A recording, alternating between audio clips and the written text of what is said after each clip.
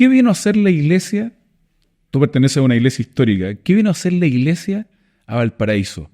Particularmente tu iglesia y la iglesia en general, la iglesia histórica a nuestra ciudad, porque hay una historia bien conocida, pero también otra que se vive día a día y que a pesar del paso del tiempo se sigue viviendo. ¿Qué es ese propósito que ha venido a cumplir la iglesia a Valparaíso? Bueno, en principio, gracias por la invitación, Leonardo. Ha sido un tiempo complejo con el tema de los incendios y ahí nos hace recordar lo que pasó en el 2014, aquí en Valparaíso también, con los incendios. ¿Qué es lo que hizo la iglesia? Creo que la iglesia tiene que ir recuperando constantemente, como en gerundio, en participio, como recuperando constantemente su misión, que es la misión finalmente de Dios.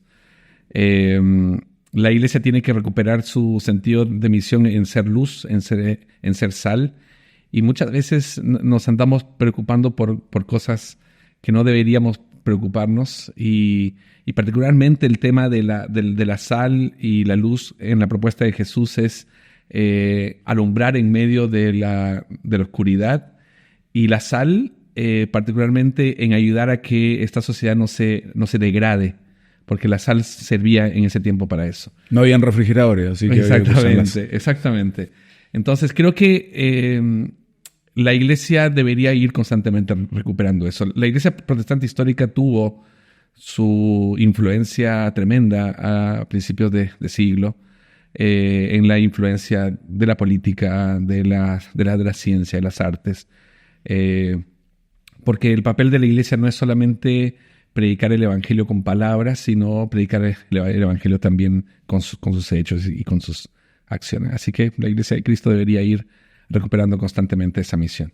Oye, y hay historias en Valparaíso. Bueno, la iglesia presbiteriana es un símbolo del antes y el después del gobierno laico, ¿cierto? De la reforma de finales del siglo XIX. Pero la iglesia en la que te tocó pastorear, de la que eres parte, ¿cierto? El edificio, Ajá. Ahí en Calle Condel, cerca de la Plaza Victoria, al lado casi del municipio y del Museo de Historia Natural, es muy representativa. Hoy día ese impacto que históricamente tuvo David Trumbull, ¿cierto? Máximo exponente, se ve hoy día en Valparaíso, de la iglesia, no solo de la presbiteriana, sino que de toda la iglesia.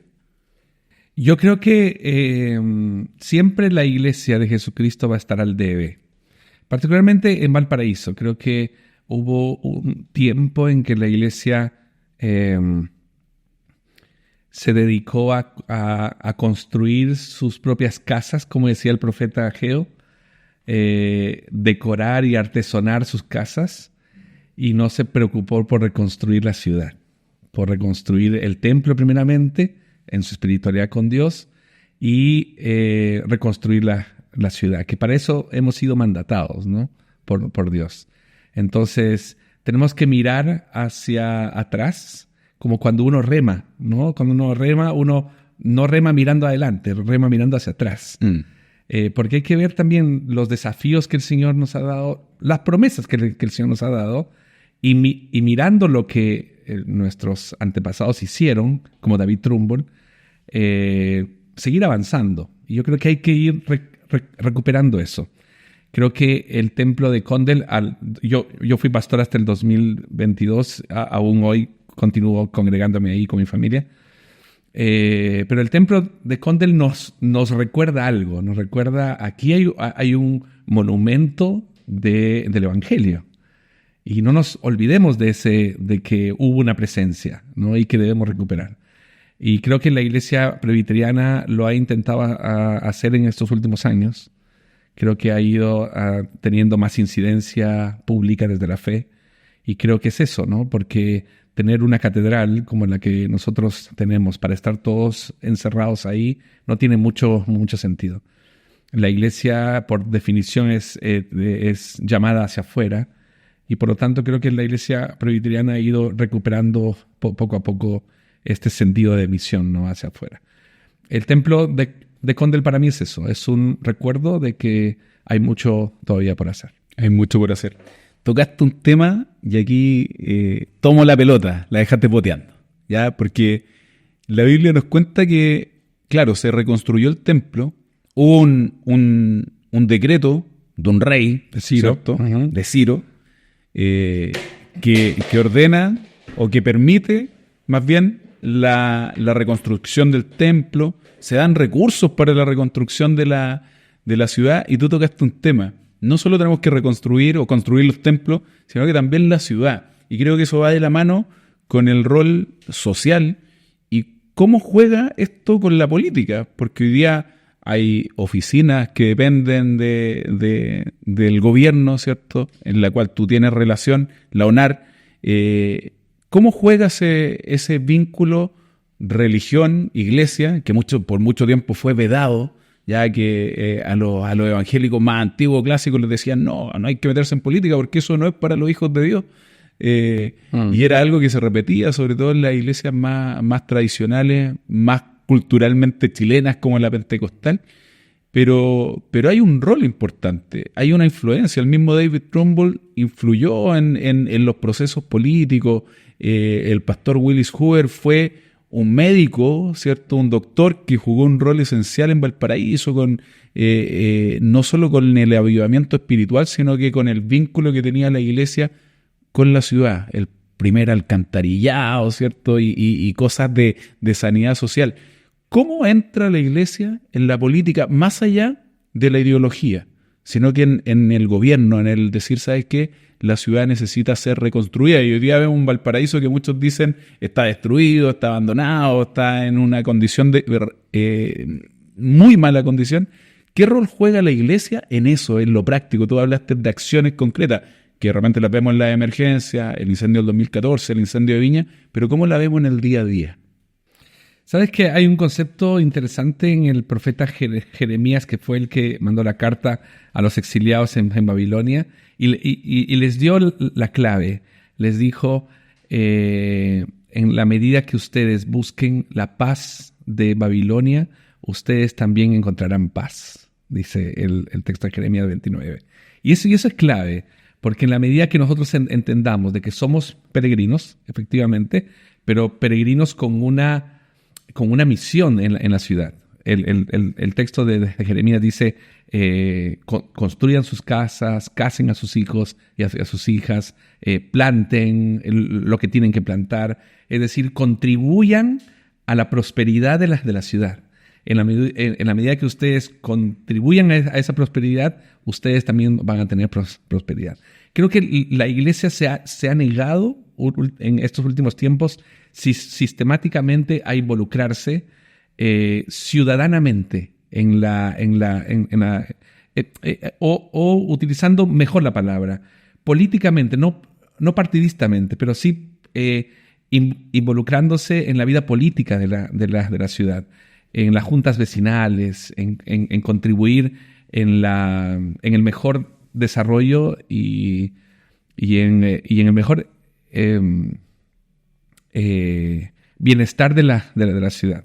Creo que desde la fe nosotros tenemos mucho que enseñar en ese sentido, porque la gracia del Espíritu Santo no está solamente destinado o exclusivamente a ser una gracia salvadora que salva personas. Hay una gracia que la teología lo llama la gracia común, en la que el Espíritu da a la ciudad la capacidad de ser una mejor ciudad a través de sus ciudadanos y cuanto más a través de los que creen en Él. Entonces, ¿qué es la gracia común? Es la posibilidad que nos da Dios de construir una mejor sociedad. Y creo que ahí nosotros muchas veces renegamos a eso, ¿no? A la posibilidad de ser parte de contribuir, por ejemplo, uno dice, no, el pastor es como el ungido, el pastor es como una persona especial para Dios. Y en realidad Dios le ha dado al pastor una vocación, así como le ha dado a un abogado, a un médico, al que barre nuestras calles, al que atiende en el mercado. Dios ha dado a cada uno la posibilidad de servirle a Él en la vocación, en la profesión, en el oficio que Él nos da. Y esa capacidad de mejorar la ciudad viene del Espíritu. Entonces, cuando una iglesia no se hace cargo de eso, no se hace cargo de lo que el Espíritu Santo está haciendo en la ciudad. ¿no? El capítulo 1 de Génesis dice, ¿no? Eso, de medio del caos, dice, se movía el espíritu sobre las aguas. Y eso es lo que tiene que pasar. Y cuando la iglesia evangélica o protestante no se hace cargo de eso, pierde la posibilidad de percibir a Dios en esa dinámica espiritual de la ciudad. Oye, me quiero salir del Caleb pastor, del Caleb Es difícil eso. con esta visión, pero quiero ir al Caleb ciudadano, ¿cierto? Académico, escritor, un hombre común y corriente que tiene sueños, ¿cierto? Y que tus sueños pueden venir de tu vida espiritual o de tus concepciones personales, pero centrarte en Valparaíso, ¿ya? Donde pastoreaste por más de 15 años, donde hiciste crecer una iglesia histórica que de repente es difícil porque muchas veces en la sociedad la gente tiene la visión de que los evangélicos están preocupados o estamos preocupados del matrimonio igualitario, del aborto y solamente de temas morales específicos. Valóricos, ¿no? Valóricos, ¿ya? Pero esto va más allá. Nuestra vida y la cosmovisión que tenemos va más allá. ¿Cuáles son los sueños? ¿Con qué ha soñado el Caleb Fernández para Valparaíso? O si tuviera, Caleb, ese poder de decir, ¿sabes qué? Yo quiero arreglar esto, arreglar esto otro, favorecer este tipo de actividades o este tipo de desarrollo en la ciudad, ¿qué harías? Sabes que yo me hago cargo de mi tradición protestante histórica. Creo que una de las cosas que históricamente la Iglesia protestante a nivel mundial ha contribuido es al desarrollo de las ciencias y del arte. Creo que Valparaíso tiene una particularidad muy especial con el tema del arte. Y que el arte puede, aun cuando pudiera parecer muy idealista, déjame serlo, puede contribuir a mejorar la calidad de vida de las personas. ¿Con qué sueño? Con que Valparaíso recupere su belleza artística. Creo que hay una historia con eso en Valparaíso. Y en eso que los jóvenes y que los niños puedan desarrollarse en la ciencia y en las artes como un camino que les pueda dar calidad de vida. Creo que hay algo en lo que nos hemos desorientado o perdido. Y desde la fe nosotros podemos contribuir a que Valparaíso sea una ciudad fuerte académicamente en el conocimiento, pero también una ciudad bella que recupere lo artístico como una forma de desarrollar mejor calidad de vida para nuestros jóvenes y niños y niñas.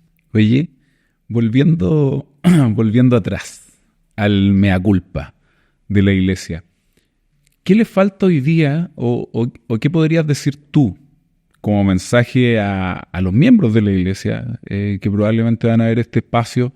¿Qué les podemos comunicar a ellos? ¿Cuál es el llamado de atención a ese grupo, ¿cierto? Que es representativo? Algunos censos hablan de que el 19% es protestante en Chile, el 20%, algunos son más optimistas, pero en ese mea culpa de que la iglesia se desligó del tema público, de su responsabilidad, ¿cierto? ¿Cuál sería el llamado hoy día?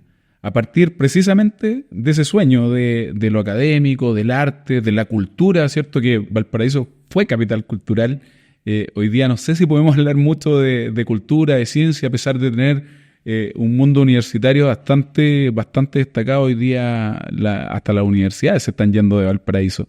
Algunas facultades importantes como la de Medicina de la Valparaíso, la Escuela de Derecho de la Católica, dicen por ahí, hay un rumor que se va también. Entonces, ¿cuál sería el llamado de atención a los miembros de las iglesias a la acción en Valparaíso? ¿Cuál sería ese llamado? Yo tengo dos palabras para eso. Que nos tratemos mejor y que nos involucremos más. Creo que hay un tema ahí con respecto al buen trato y que contribuye a la inseguridad del país. Cuando nosotros nos dejamos de tratar bien, generamos una sociedad de violencia. No solamente desde lo físico, también desde lo verbal, desde lo psicológico, desde lo emocional. Creo que nosotros como cristianos debemos partir por ahí. Debemos tratarnos mejor. En todo sentido, voy a dejarlo ahí dando bote. Y involucrarnos más, porque necesitamos necesitamos hacer más incidencia pública de nuestra fe. No encerrarnos en nuestros templos, sino contribuir a que Valparaíso sea mejor. O sea, volvemos a lo que dijiste al principio. Ser sal y ser luz. No sacamos nada con tener luz y estar escondida debajo de una cama, dice. O que la sal sea tirada afuera porque pierde su propiedad de salar. Exactamente.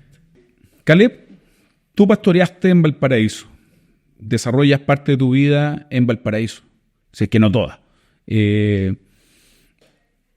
Estuviste en Perú, en Brasil, Argentina, ¿cierto? Has crecido con distintas visiones. ¿Cómo ves tú al ciudadano de Valparaíso, al porteño, a ese que pastoreaste, a ese que buscaste? ¿Cómo lo ves? ¿Cómo ves a la familia porteña? ¿Qué te dice a ti Valparaíso desde su gente? Sabes que yo, en todo el tiempo que pastoreé y mis amigos también porteños, siento que el porteño está esperando algo. Como que hay algo que está por venir. Y ese algo que está por venir, de alguna manera, le da la esperanza y la fuerza para seguir remándola. O sea, el porteño, podemos decir que está mirando el piso, ¿cierto? Una ciudad que está complicada, sí, que no son los últimos 10 ni 15, quizás son los últimos 50 años o más. Pero tiene esperanza, decir. Tiene esperanza. Yo creo que el porteño es una persona que aplica el verbo esperanzar en lo que hace, porque hay algo en Valparaíso que por alguna razón no lo tiene Viña, aunque estamos a minutos, que hace que el porteño sea ese compadre o esa comadre que la lucha, que la pelea, que está ahí, que no se va a ir de aquí, aun cuando vea una situación compleja de la ciudad, porque todavía espera algo. Pero en ese esperar algo hay que animarlos a involucrarnos todos. ¿Y cómo lo involucramos? ¿Cómo hacemos ese proceso de involucrar a esa comadre y a ese compadre acá en la cosa colectiva más que pública, ¿cierto? Porque lo público viene dado por un gobierno, por un municipio, pero lo colectivo, lo comunitario viene dado por nosotros, por las personas. Yo te hablo desde lo que me corresponde a mí, que es el tema de la fe. Yo creo que la fe cristiana tiene un elemento de búsqueda constante hacia el bien común que no lo tendrían necesariamente otras expresiones religiosas, sin desmerecer ninguna. Pero el cristianismo nace así, no nace para una experiencia privada. Eso es el gnosticismo. No nace en el seguir a un iluminado. Eso es el gnosticismo. No nace en una experiencia mística para escalar a mayores niveles de espiritualidad. Ese es el gnosticismo. El cristianismo es una respuesta a eso. Es la búsqueda hacia el bien común, es más que angelicalizarme, es humanizarme, es la posibilidad de tener una experiencia religiosa comunitaria. Si el cristianismo recuperara eso y si hiciéramos con este tipo de evangelio una incidencia en la fe en la que buscamos el bienestar de todos, en el que podemos contribuir a una sociedad todos apuntando hacia el bien común y no hacia un individualismo exacerbado en la cual estamos, yo creo que Valparaíso podría ser mejor. Llámenme idealista o lo que sea, pero yo creo en eso. Creo en que la fe se vive en comunidad o no se vive. Si Hechos 2 es de verdad, cuando dice que todos compartían, de que todos se preocupaban, de que todas las personas, ninguno tuviera necesidad, eso es de verdad. Yo creo en ese tipo de cristianismo. Si nosotros asumiéramos eso desde la fe, desde nuestras iglesias, creo que el mundo sería más que el mundo. Nuestro mundo, Valparaíso, sería distinto. Desde nuestra fe, te digo. Porque después lo otro, no lo sé, si no sería el presidente de la República. Oye, y eso se ha perdido ese sentido de pertenencia, no solo en la iglesia, sino que en la sociedad en general. ¿Cómo lo ves tú desde la fe, desde tu posición? Yo creo que recuperamos el sentido de pertenencia cuando nos hacemos cargo de que los problemas, de que nosotros también somos los causantes de los problemas de la ciudad. Creo que no podemos decir, vengan y solucionenme el problema. Yo también soy parte del problema. Yo también soy parte. Entonces, cuando uno comienza a involucrarse, cuando se hace cargo, cuando se hace responsable. Y a partir de ahí, el poder junto decir, muy bien, aquí dejamos la embarrada, dejamos la tendalá. Bueno, ¿cómo rearmamos esto? ¿No? ¿Cómo reconstruimos? La historia del pueblo de Dios es eso. Es dejar la embarrada y después Dios darles una oportunidad para reconstruir.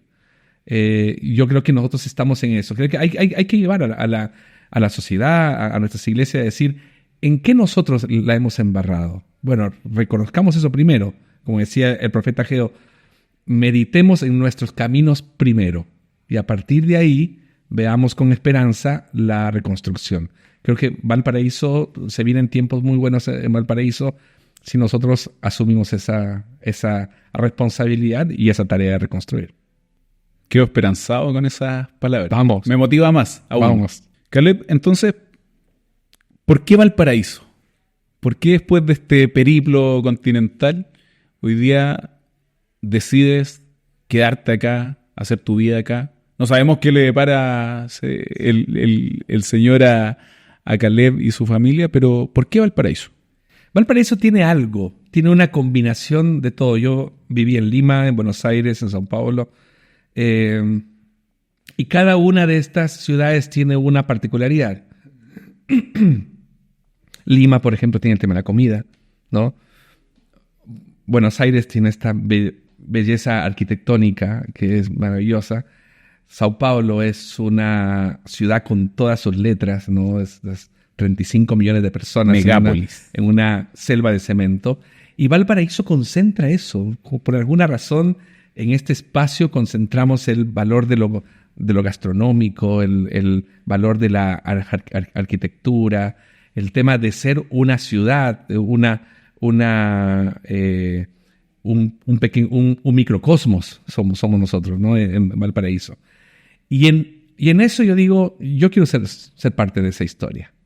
No me puedo restar de esa historia. Mis hijas estudian en el colegio presbiteriano David Trumbo, uno de los colegios más tradicionales de la ciudad. Mi esposa trabaja aquí también en Valparaíso, ella es dentista, con los jardines infantiles haciendo prevención. Y yo estoy involucrado ahora en la ciudad, mi oficina también está aquí, porque queremos ser parte de esta historia. Entonces, hay algo que nos convoca y que tenemos el privilegio de estar como parte de la historia de una ciudad que tiene todo para ser una de las mejores ciudades del mundo. Así que bueno, vamos. Se vienen cosas para Valparaíso. Así es. Esperemos y motivemos el cambio. Esa es la invitación. Súper.